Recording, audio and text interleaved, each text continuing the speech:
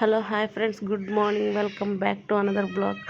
So ఈరోజు మెంతులతో పప్పు ఎలా చేయాలో చూద్దాం. దీన్ని మెంతి పప్పు అంటారు. నా ఫేవరెట్ కర్రీ ఇది. మా మమ్మీ చేస్తుంది. సో మా మమ్మీ చేస్తుంటే వీడియో షూట్ చేశాను. అమ్మ వాళ్ళ ఇంటికి వచ్చున్నాను నేను. సో ఎలా చేస్తారో దీనికి అని చూద్దాము. చాలా టేస్టీగా ఉంటుంది ఫ్రెండ్స్. ఒకసారి చేసుకొని ట్రై చేయండి. సో దీనికి కావాల్సిన ఇంగ్రీడియంట్స్ వచ్చి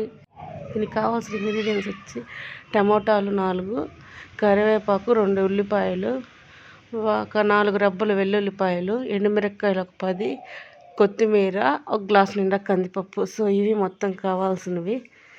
చింతపండు కూడా వేయాలి ఫ్రెండ్స్. నేను చింతపండు యాడ్ చేయడం అక్కడ పెట్టడం మర్చిపోయాను. నేను కర్రీ చేసేటప్పుడు వేస్తాను, ఒకసారి చూడండి. సో టోటల్ ఇంగ్రీడియంట్స్ అయితే ఇవి కాకుండా ఆవాలు, జీలకర్ర, మెంతులు, కొంచెం మినపప్పు ఇవి కావాలి. ఇవి ఒక ప్లేట్లో సపరేట్గా తీసి పెట్టుకున్నాను.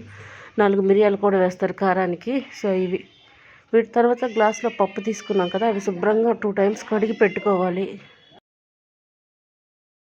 సో పప్పు కడుక్కున్నాక పొయ్యి మీద కుక్కర్ పెట్టుకొని గ్యాస్ అంటించుకొని దాంట్లో కొంచెం ఆయిల్ వేయాలి.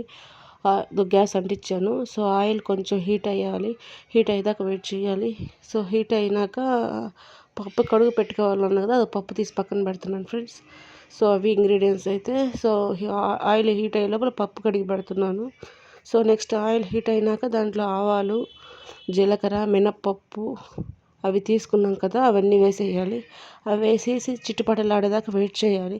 అవి పోపు కొంచెం వేగాక తెల్లపాయలు వేయాలి. అంతే, వెల్లుల్లిపాయలు వేయాలి. అవి ఒకసారి వేయాలి. ఒకసారి చూడండి. చిటపట అనేదాకా వెయిట్ చేయాలి. సో చిటపట అన్నాక తెల్లపాయలు వేయాలి. నెక్స్ట్ అవి కొంచెం రెడ్డిష్ కలర్లో వేగినాక, అదిగోండి తెల్లపాయలు వేయాలి. అవి రెడ్డిష్ కలర్లో కొంచెం వేగినాక దాంట్లోకి కరివేపాకు యాడ్ చేసుకోవాలి. సో అన్నీ బాగా వేగాలి. అంటే మళ్ళీ కూర తయారైపోయినాక తిరగమాత పెట్టేదంటూ ఏముండదు ఫ్రెండ్స్. మొత్తం 6 విజిల్స్ రానియాలి.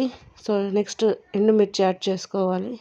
నెక్స్ట్ కరివేపాకు యాడ్ చేసుకోవాలి. సో ఇవన్నీ ఒకసారి కలుపుకోవాలి. బాగా కలుపుకోవాలి. అంటే మిరపకాయలు కొంచెం ఎర్రగా రావాలి. సో మిరపకాయలు వేగినాక నెక్స్ట్ ఆనియన్ వేసుకోవాలి. సో 6 విజిల్స్ రావాలి మొత్తం పప్పుకి. నెక్స్ట్ ఆనియన్స్ వేసుకుని అవి కొంచెం గోల్డెన్ బ్రౌన్ కలర్ వచ్చేదాకా వేయించుకోవాలి. సో ఆనియన్స్ వేసినాక అవి గోల్డెన్ బ్రౌన్ కలర్ రావాలి. అవి వేయించుకోవాలి బాగా. సో అవన్నీ బాగా వేయించుకోవాలి. సో మంటని మీడియం ఫ్లేమ్లో కానీ లో ఫ్లేమ్లో కానీ పెట్టి వేయించుకోవాలి. మాడిపోకుండా ఉంటాయి. సో నెక్స్ట్ ఉల్లిపాయలు బాగా వేగాక కలబెడుతూనే ఉండాలి. ఎందుకంటే అడుగు అంటుకోకుండా ఉండాలి, మాడిపోకుండా ఉండాలి. సో ఉల్లిపాయలు బాగా వేగాలి. సో ఉల్లిపాయలు బాగా వేగాక మనం ముందుగా కడిగి పెట్టుకున్న కందిపప్పు ఉంది కదా, అది 10 మినిట్స్ నానబెట్టాలి. అది నానబెట్టినాక ఒక పప్పు వేసుకోవాలి. దాంట్లో పప్పు కూడా ఒక 10 మినిట్స్ వేయించాలి. సో అదిగో పప్పు వేస్తున్నాను. పప్పును బాగా 10 మినిట్స్ బాగా వేయించాలి. సో అది పప్పు వేసినాక బాగా వేయించాలి. అట్లా కలబెడుతూ ఉండాలి. సో పప్పు బాగా వేగినాక నెక్స్ట్ టమోటాలు వేసుకోవాలి. సో టమోటాలు వేసినాక చింతపండు కూడా వేసుకోవాలి. చింతపండు వేసాక లాస్ట్లో కొత్తిమీర వేసుకోవాలి. ఈ ఇంగ్రీడియంట్స్ అన్నీ వేసి బాగా కలుపుకోవాలి. అడుగంటనేయకుండా ఒక 10 మినిట్స్ కలబెడుతూ ఉండాలి. సో అది చూడండి, చింతపండు వేసాను ఇప్పుడే. నెక్స్ట్ కొత్తిమీర వేస్తాను. అన్నీ వేసి బాగా కలబెట్టుకుంటూ రావాలి. అడుగంటకూడదు. అంటే పప్పు నానిపోయింది కదా, సో అతుక్కుంటుంది. సో అతుక్కోకుండా బాగా కలబెట్టుకోవాలి. నేను చెప్తున్నాను, ఒకసారి ట్రై చేసి చూడండి, చాలా బాగుంటుంది ఇది. సో నెక్స్ట్ వాటర్ పోసుకోవాలి. తగినన్ని పప్పుకి. సో 1 గ్లాస్ పప్పు కాబట్టి 2.5 గ్లాస్ వేస్తుంది మా అమ్మ వాటరు. సో అన్నీ వేసి ఒకసారి కలబెట్టి కొంచెం ఉడికినప్పుడు ఇంకా కుక్కర్ మూత పెట్టేయాలి. కొంచెం వేడైనాక కుక్కరు. సో దీనికి మూత పెట్టేసేయాలి. కుక్కర్కి సిమ్లో పెట్టేయాలి మంట. సిమ్లో ఉన్న మంటని ఇప్పుడు హై ఫ్లేమ్లో పెట్టుకొని మూత పెట్టేసినాక పూర్తిగా 6 విజిల్స్ రానివ్వాలి. 6 విజిల్స్ వస్తే పప్పు బాగా ఉడికినట్టు. సో 6 విజిల్స్ వచ్చినాక తర్వాత విజిల్ మూత తీసేసేయాలి కుక్కర్ది. సో చూడండి ఒకసారి.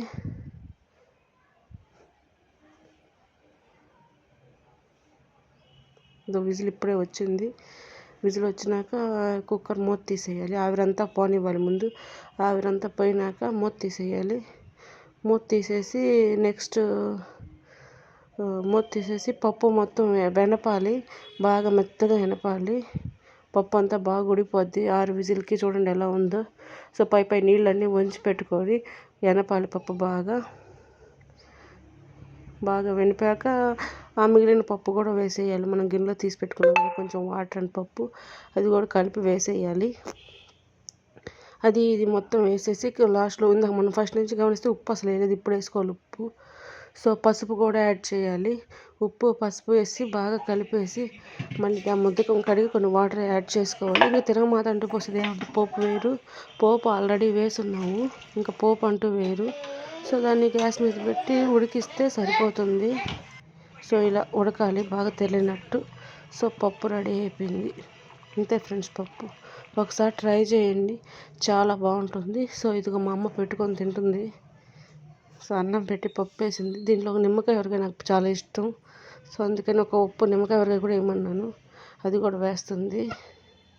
సో దీని టేస్ట్ అయితే సూపర్గా ఉంటుంది. ఒకసారి మీరు ట్రై చేయండి, ట్రై చేసి చూడండి. సో ఈ రెసిపీ కానీ మీకు నచ్చింది అనుకుంటున్నాను.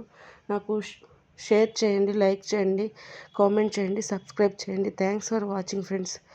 సో ఇది ఒకసారి చూడండి, మీరు డెఫినెట్గా ట్రై చేయండి, చాలా బాగుంటుంది టేస్ట్ వరకు అయితే మాత్రం. పప్పు మెంతిపప్పు అంటారు దీన్ని.